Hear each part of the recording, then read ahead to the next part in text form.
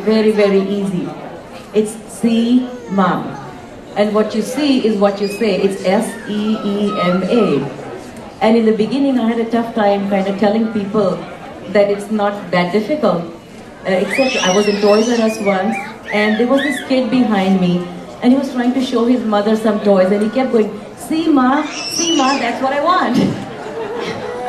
And I kept turning back. So nowadays, that's how I tell people, Seema, that's what I want.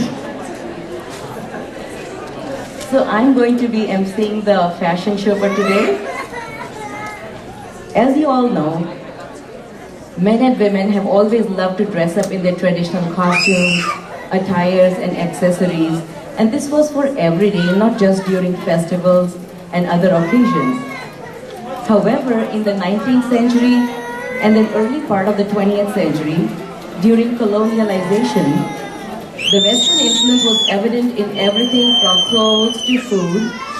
However, after the independence of many of these countries, the traditional attires have made a comeback, and they're now incorporated in fashion in other parts of the world too. They've been successful in attracting the attention of and capturing the global market. So let's start with some costumes from India. Okay. The sari is the traditional garment of an Indian woman. It is an unstitched piece of cloth which varies from 5 yards to 9 yards and can be worn in different ways. It's worn over a petticoat or a skirt, and it can be made of different materials. This one is a style from Rajasthan, which is a tie and dye material, and in India it's called bandhani. You wear it with a blouse that is tailor-made, and you have different blouses to go with different saris. And in India, you don't say, oh, I have a black blouse, so let me go look for a black sari. You say, I have a black one, so let me go look for a light gray one. So there are lots and lots of shades of blues, greens, just about every color imaginable. And this is Naina with the Rajasthani sari in Rajasthani style. Next we have Tanmay. She is wearing a dress which is influenced by the Mughal emperors.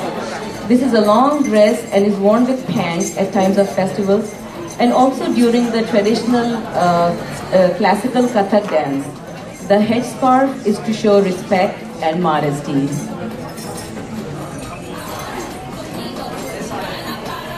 Thank you, Tanmay.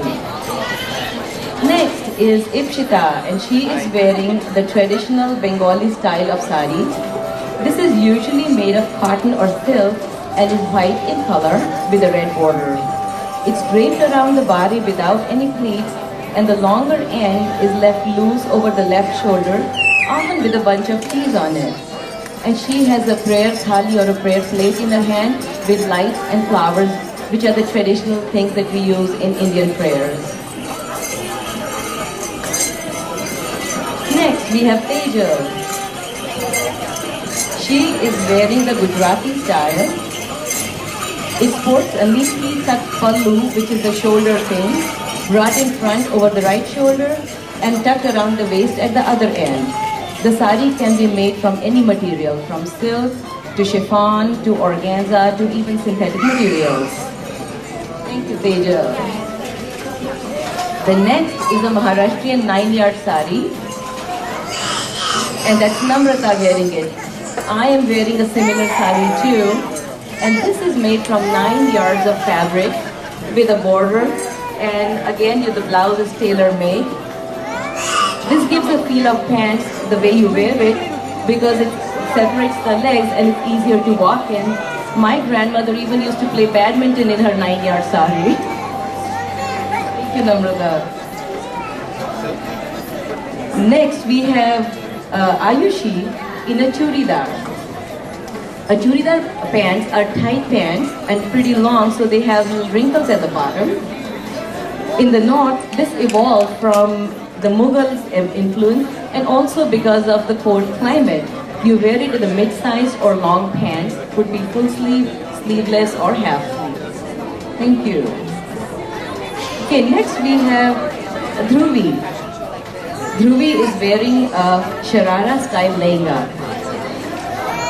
The lehenga is a long skirt and it comes in many different styles. It could be anything from like a few meters to a few yards long. This one is more modern because of the style that it's stitched in. It's tight at the waist, goes with a blouse that's mid-size, and sometimes you wear a scarf with it. The modern lehenga is quite fitting and slim, but in some western states, the lehenga is very wide and it's made of yards and yards of material. Thank you.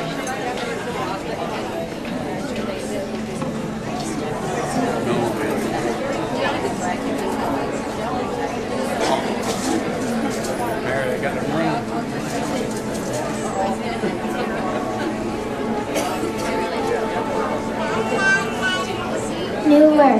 This is Noor and she's wearing a Gujarati style sari. So you can see that it not only comes in adult sizes, but because it's become so popular now, tailors often make it in shorter lengths so children can wear it with ease without having to go through the whole task of wearing it. Thank you. Next, we have Manali and Divya in short kurtis with pants. Globalization and the influence of diverse cultures and cable and satellite TV has made Western clothes popular in India. But they have Indianized it to wear it with kurtis, not just necessarily with t-shirts.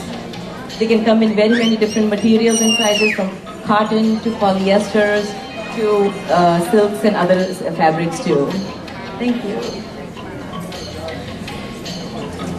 Next we have Abhishek, Gautam and Alankrit in sherwanis and kurta pajamas. These are traditional Indian dresses for men, which show strong Mughal influence.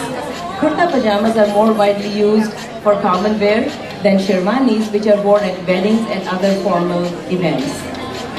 The shoes are called mojris and they are a very typical traditional Indian way and they are making a comeback in India too. Thank you. Next, we have a dress from China. Chinese dresses are usually made of bright colors in silk or satin. They usually draw these designs from nature. Birds, trees and flowers are popular themes for these clothes. This dress is called a chiosang and it's body-hugging with slits along the sides. And this style was made popular in the 1920s in Shanghai. And if you remember, this was the official uniform of the medal bearers in the 2008 Summer Olympic Games. Thanks, Anu.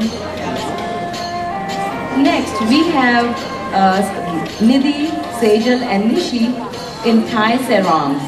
The sarong or lungi is traditionally worn in many parts of the world for ease and comfort. It's a long piece of fabric which may or may not be stitched at the ends. It's worn in countries as far away as Vietnam, Thailand, Madagascar, Fiji, the Pacific and Polynesian islands and is known by different names. When heat and humidity make wearing pants uncomfortable, the sarong steps in. It's worn by men and women, although women's sarongs are more colorful and decorative. It's tied like a skirt and is worn with a waist-length blouse.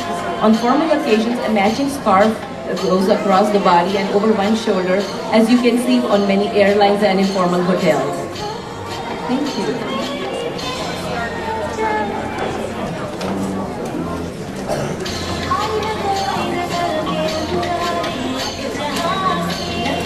Next, we have participants who are wearing native Indian regalia. Let's start with Mike the Bird, the prairie chicken dancer. The prairie chicken dance came from the Blackfeet tribe in South Alberta. The dance itself mimics the mating dance of the prairie chicken.